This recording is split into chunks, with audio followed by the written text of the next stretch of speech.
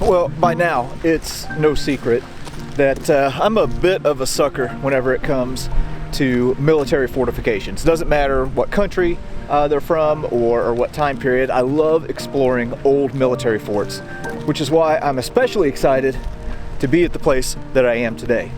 I am at a fort that was built in 1808 and saw action during the War of 1812, the Civil War, which has a really cool story attached to it, World War I, and World War II. This is Fort Preble in Portland, Maine.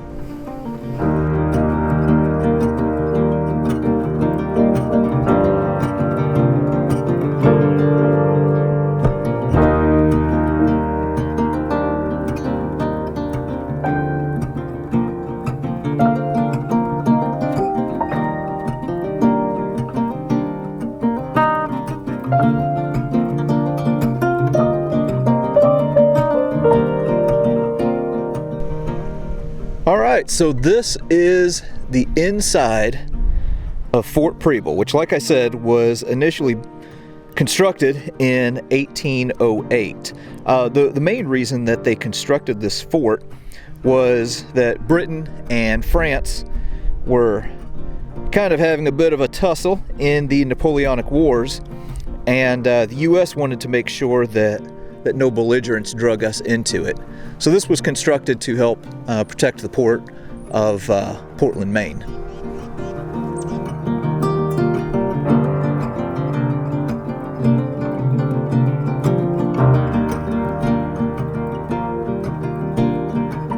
This is so interesting to me. Now, Fort Preble was constructed of stone and brick and earth and was an enclosed star fort that originally was manned with 14 heavy guns. So you can see like these ports where different cannons would be situated, looking out to the sea. And whenever Fort Preble was constructed, there was another fort just across the way here. Let me zoom in on it. Called Fort Scammell. So between these two forts, the entryway into Portland would have been completely covered.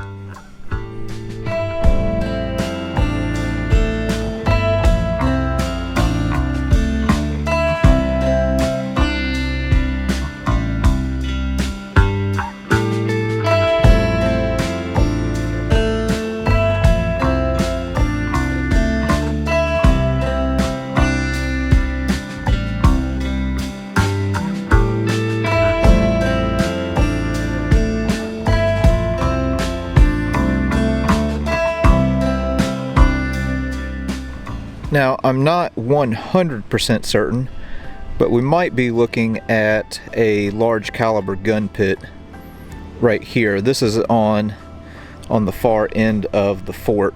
Something interesting to note, during the War of 1812, Winfield Scott, who would later become well known for being the architect of the Union military strategy in the Civil War, had been captured by the British and was imprisoned in Quebec. And whenever they were released, well, they landed right here at Fort Preble. Pretty interesting. Also, after the War of 1812, like in the 1840s, early 1850s, this fort was commanded by Robert Anderson, who would later become famous for his defense of Fort Sumter at the start of the Civil War. Lots of history here. Caution, unstable area. I think that is redneck speak for enter here. One other quick Civil War story. The only soldier from Maine in the Civil War to be executed for desertion was shot right here by firing squad at Fort Preble. Oddly enough, Lincoln had issued a pardon, but the telegraph message never made it because of the New York City draft riots. Rioters had cut the telegraph cables. And old Billy Laird got shot. Dang rioters ruining everything.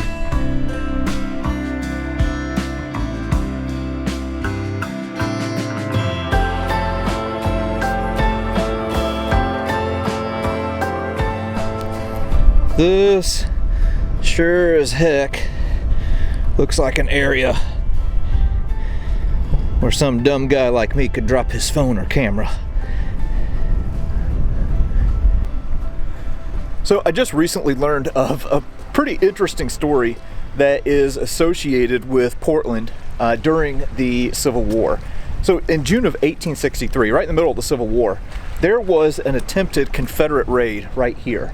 And the story is the Confederates had acquired a ship called the Archer and had sailed in here and had basically hijacked a ship. It was a U.S. cutter, I believe, called the Caleb Cushing. So they hijacked this ship and were trying to get away, but unfortunately for them, they had light winds, and troops were deployed from right here at Fort Preble, along with a number of local volunteers, to chase them down in steamships and apprehend them. Well, they ended up catching up to them. The Confederates set the ship on fire. The magazine exploded and blew the whole thing up. And they ended up capturing 23 Confederate prisoners who were held right here at the fort. Apparently the locals didn't care for it too much. So they ended up being sent to a Union prisoner of war camp. But yeah, kind of interesting. Have a little Confederate raid right here in Portland, Maine.